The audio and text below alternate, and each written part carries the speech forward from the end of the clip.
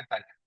Muchas gracias a la Sociedad Venezolana de Neumología y Cirugía de Tórax por invitarme a participar en este congreso, al doctor Santiago Guzmán también por la invitación. En los siguientes minutos vamos a hablar de qué hay de nuevo en hipertensión pulmonar, sobre todo a raíz del Simposio Mundial de Barcelona 2024. Es importante entender que no son guías. Las guías se publicaron por las sociedades europeas de cardiología y de neumología. En Barcelona realmente no hay procedimientos de revisión específicos, es una reunión de expertos divididos en grupos de trabajo task forces, que se realiza cada 5 años y donde se evalúan los avances de hipertensión pulmonar y finalmente se publican los proceedings o actas. Esta es la historia de todos los simposia que ha habido en hipertensión pulmonar desde 1960 en Ginebra, patrocinado por la OMS, el tema era cor pulmonar crónico. Posteriormente, y a raíz de la epidemia de anorexígenos y de hipertensión pulmonar, en 1973 se realiza el primer simposio en hipertensión pulmonar primaria y el segundo también patrocinado por la OMS, en este caso en el día de 1998. Importante señalar que a partir del 2003 en Venecia ya el patrocinio no es por parte de la Organización Mundial de la Salud, sino que es de manera independiente por la industria, ya que empezaba a haber medicamentos para tratar la hipertensión pulmonar. Y es así como de Venecia nos vamos a Dana Point, en California, en el 2008, posteriormente Niza 2013, Niza 2018 y 6 años después, no cinco, por cuestiones de pandemia, el séptimo simposio de hipertensión pulmonar en Barcelona en el 2024. ¿Qué pasa en este simposio? Bueno, hubo 15 grupos o 15 task forces, de los cuales vamos a hablar un poco de los que están ahí resaltados y voy a dar las impresiones que yo tengo. Yo participé en la Task Force número 9, manejo de situaciones especiales, pero es importante entender, sobre todo de las que están resaltadas, cuáles fueron algunos de los cambios y algunos puntos importantes, sobre todo para el diagnóstico y el manejo de la enfermedad. Entonces, algo interesante es que la Task Force o el grupo número 1 es la perspectiva del paciente. ¿Por qué es importante? Porque si bien en ISA en el 2018 ya se había invitado a pacientes a hablar de hipertensión pulmonar, por primera vez se tiene una task force dedicada a los pacientes y es importante entender que, bueno, fíjense cómo prácticamente hay asociaciones de pacientes de hipertensión pulmonar en prácticamente todas las regiones del mundo. Por ejemplo, Latinoamérica participaron en la Coalición de Hipertensión Pulmonar, la Sociedad Latina de Hipertensión Pulmonar, en el desarrollo de este documento. Importante tomar en cuenta también que esta fue la primera task force, es decir, con esto se abrió el simposio o la reunión mundial de hipertensión pulmonar. Entonces, es importante entender la perspectiva del paciente, saber que cuando tratamos a un paciente debemos entender cómo se siente, cómo se va a sentir con ciertos medicamentos y sobre todo qué es lo que el paciente quiere. Una cosa es que el médico diga, quiero que te cures, quiero que estés mejor, y el paciente generalmente lo que pide es quiero sentirme mejor. No me importa si la presión pulmonar bajó, no me importa si el gasto cardíaco aumentó, lo que quiero es poder caminar más, tener menos síntomas y sentirme mejor. Entonces, es importante el tomar en cuenta esta task force número 1, que es la perspectiva del paciente. La Task Force número 5, definición, clasificación y diagnóstico. Prácticamente la definición no cambió, se mantiene la definición de las sociedades europeas de cardiología y de neumología. Una hipertensión pulmonar se define como una media mayor de 20 milímetros de mercurio.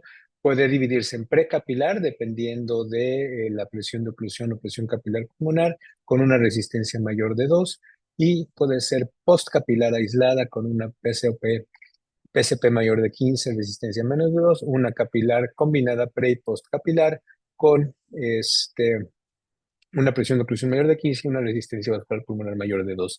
Básicamente, estas pertenecen al grupo 2.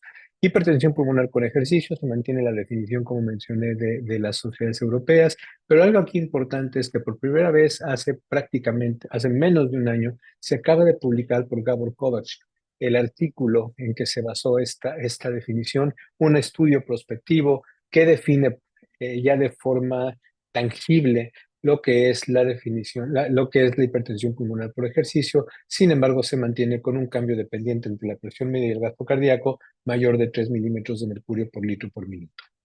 En cuanto a la clasificación, prácticamente se mantienen los cinco grupos. Algo importante es, por ejemplo, los respondedores a calcioantagonistas de calcioantagonistas a largo plazo se mantienen ya o se regresan a lo que es la hipertensión arterial pulmonar idiopática. Si ustedes recuerdan, se mantenían separados, más o menos era como 1.4, 1.5, pero como se pensaba que era un fenotipo diferente, pero realmente lo que estamos tratando es la enfermedad. Hay un cierto grupo de respondedores a calcioantagonistas, menos del 10%, por lo tanto se regresan los respondedores al grupo uno, que es la HAP idiopática. Prácticamente con las demás se mantienen y el 1.5, que es hipertensión arterial pulmonar, que se conoce como vena oclusiva, ahora el nombre cambia a con características de involucro venoso o capilar pulmonar.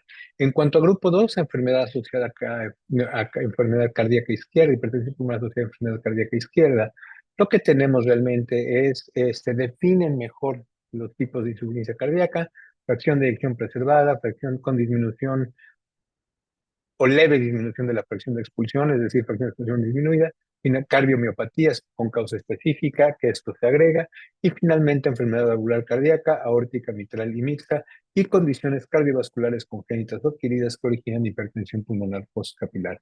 En cuanto al grupo 3, prácticamente queda igual, solo se define un poco lo que son las enfermedades que pertenecen a este grupo, haciendo énfasis en la combinación de fibrosis e enfisema como una entidad aparte, ya que sabemos que estos pacientes tienen un peor pronóstico y una hipertensión pulmonar más severa, síndromes de hipoventilación y neumonectomía, hipoxia sin enfermedad pulmonar y enfermedades pulmonares del desarrollo. Grupo 4 queda prácticamente igual, hipertensión pulmonar por tromboembolia crónica y otras obstrucciones de la arteria pulmonar. Y finalmente, por mecanismos no claros, por multifactoriales, vale la pena llamar la atención a la sarcoidosis, que la sarcoidosis la teníamos en el grupo 1, finalmente pasa nuevamente a ser grupo 5 porque es una enfermedad con mecanismos no claros, realmente los medicamentos no han funcionado aquí.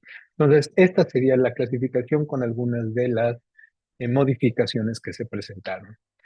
En cuanto a medicamentos y toxinas asociadas a hipertensión pulmonar, si ustedes recuerdan, generalmente teníamos asociación probable, definitiva y posible. Actualmente ya lo que se sugiere es asociación definitiva y asociación posible. Asociación posible, prácticamente algunos de los inhibidores de tirosina quinasa, como el bevacizumab, el bosutinib, por ejemplo, que ya sabemos que pueden producir hipertensión pulmonar, es de los medicamentos que más recientemente se han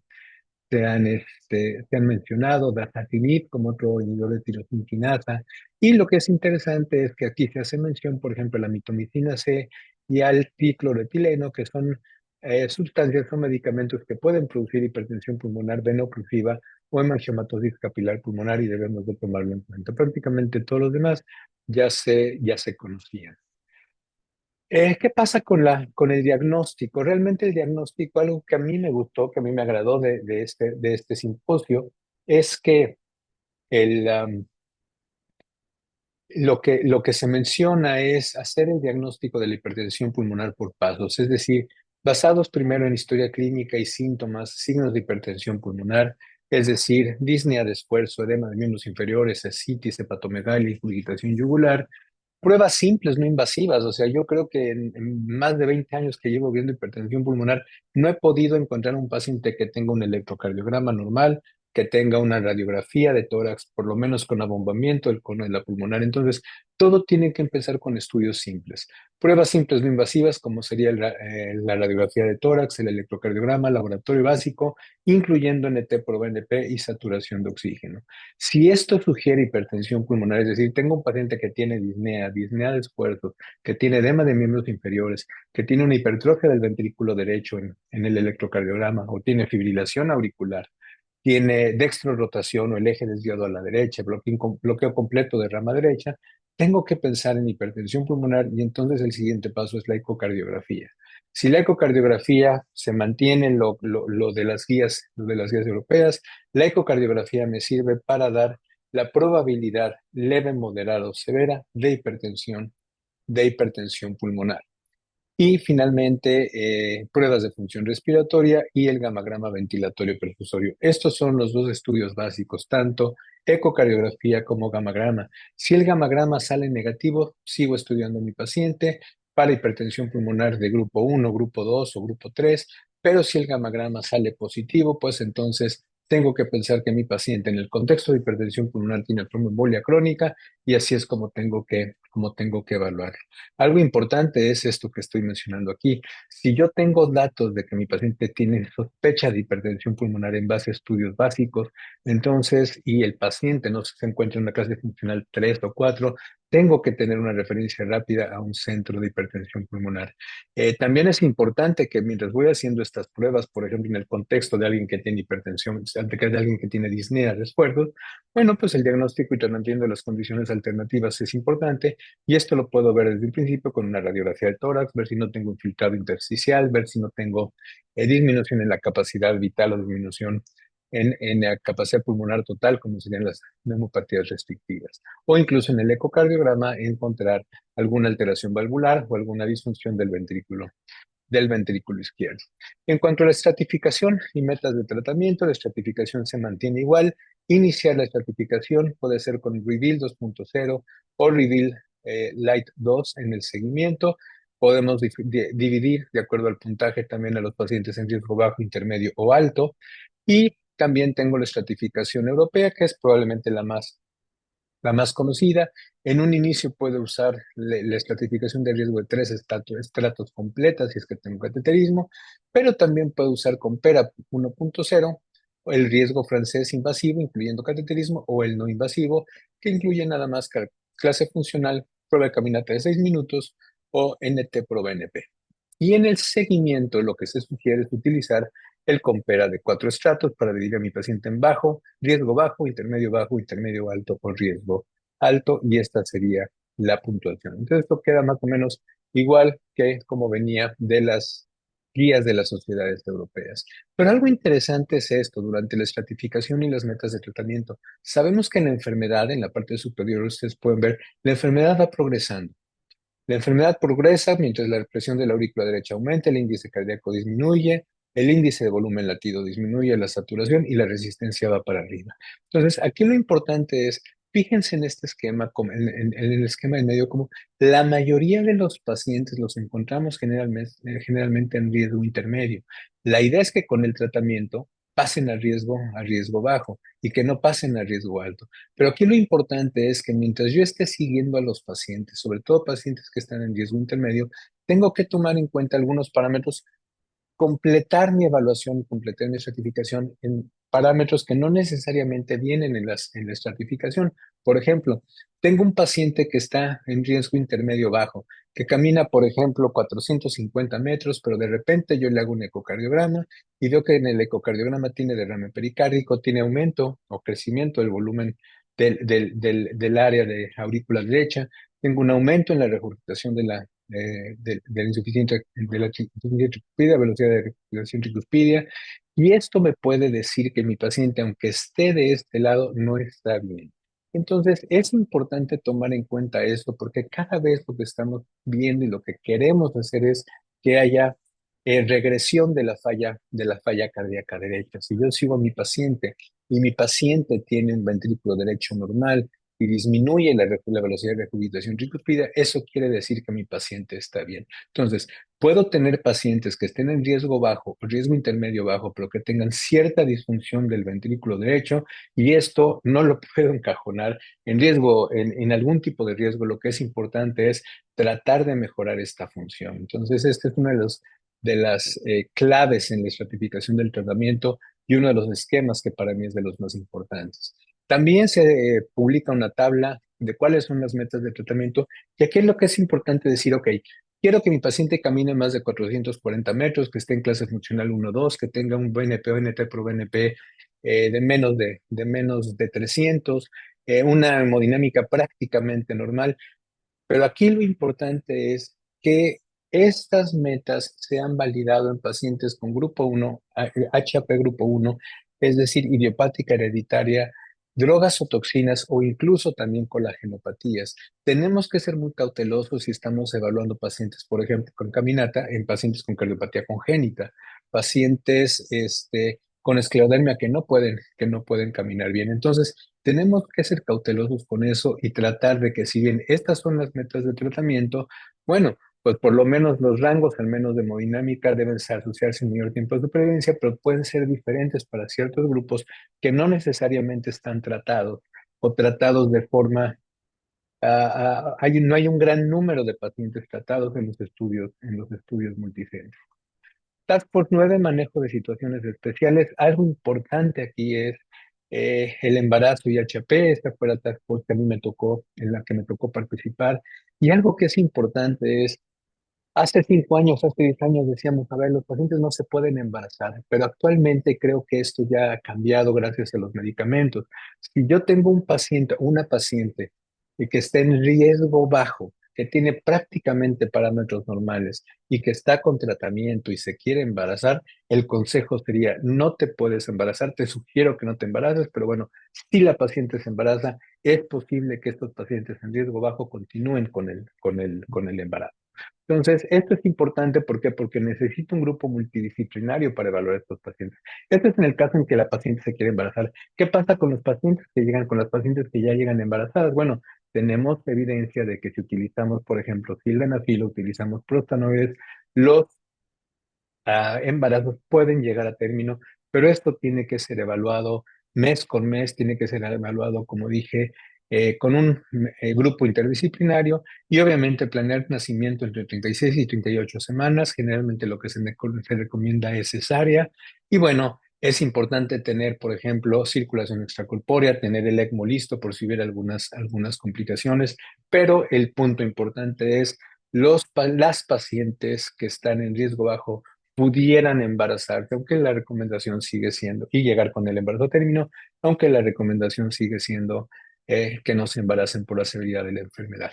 El algoritmo de tratamiento, básicamente lo que hacemos es dividir al paciente en riesgo alto y riesgo no alto. Es decir, aquel paciente que esté en riesgo intermedio, riesgo bajo, iniciamos con combinación de medicamentos. En riesgo alto vamos a iniciar con triple terapia, de preferencia medicamentos parenterales. Y en el seguimiento de los 3 o 4 meses, dependiendo de la estratificación de riesgo, vamos a dividir de acuerdo a Compera-2 al paciente en riesgo bajo, intermedio alto, riesgo alto. Si el paciente está en riesgo bajo, vamos a continuar el tratamiento que iniciamos con ERA y un inhibidor de fosfodiesterasa. Riesgo intermedio bajo, podemos agregar prostanoides, podemos agregar prostanoide oral inhalado, considerar el switch de inhibidor de fosfodiesterasa 5-riociguat, o incluso aquí ya se empieza a mencionar al inhibidor de la señalización reactivina, llámese sotatercept. Riesgo intermedio alto, igual si lo tengo con triple terapia, agregar medicamento parenteral o en este caso sotatercept. Riesgo alto, agregar medicamento parenteral o también sotatercept. Si mi paciente está en riesgo intermedio o alto y después de riesgo intermedio alto o alto y después de 3 meses se mantiene en riesgo alto, pues entonces es evaluación para trasplante pulmonar y darle prácticamente 4 medicamentos actualmente. Nuevamente, este algoritmo, y estos son los puntos claves importantes que debemos de tomar en cuenta, este algoritmo está enfocado en pacientes con HP grupo 1, ya sea idiopática, hereditaria por drogas o toxinas y enfermedad de la colágena, porque son los pacientes que están más estudiados.